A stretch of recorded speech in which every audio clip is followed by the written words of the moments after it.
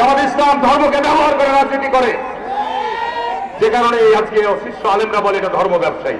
আজকের সমাবেশ দেশকে যে ষড়যন্ত্র চক্রান্ত চলছে তাকে রুখে দেওয়ার সমাবেশ। আজকের সমাবেশ জাতীয়তাবাদী শক্তির ঐক্যের সমাবেশ।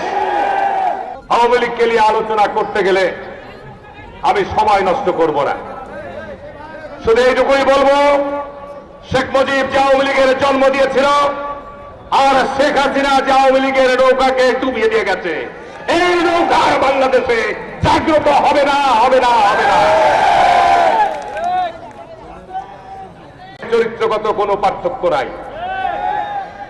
শেখ মুজিব বাংলাদেশের স্বাধীনতার পর ক্ষমতায় এসে রক্ষী বাহিনী গঠন করে বাংলাদেশের নিরীহ নিরাপদ মানুষকে গুম এবং বিচার বহির্ভূত হত্যাকাণ্ডের যাত্রা শুরু করেছিল। ক্ষমতায় এসে চক্রান্ত এবং ষড়যন্ত্রের মধ্য দিয়ে বাংলাদেশে ঠিক একই পথে সে হেঁটেছিল।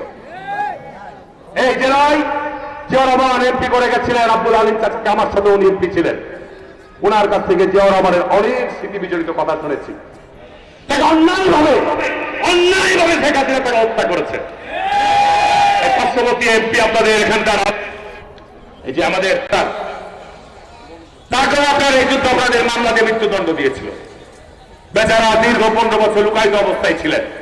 কি অন্যায়, কি জুলুম! শেখ হাসিনা আমাদের আপনি বলে বলতেন, সে তারে আজকে ওয়াহিদুল কাদের বলতো যে বিএনপির কে নেতৃত্ব দেবে। আজকে ভাই আওয়ামী লীগের সভাপতিকে, আওয়ামী লীগের সেক্রেটারিকে, আওয়ামী লীগের দলের পরিচয় কি আছে? এটি আল্লাহর পক্ষ থেকে শাস্তি।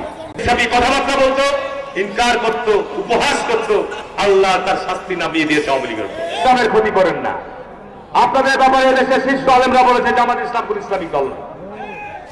জামাত ইসলাম ধর্মকে ব্যবহার করে রাজনীতি করে, যে কারণে আজকে শীর্ষ আলেমরা বলে এটা ধর্ম ব্যবসায়ী।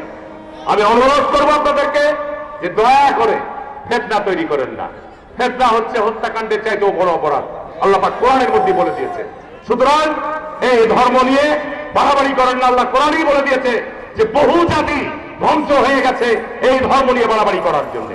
দয়া করে আপনাদের অনুরোধ করবো, ধর্মকে নিয়ে বাড়াবাড়ি করিয়েন না।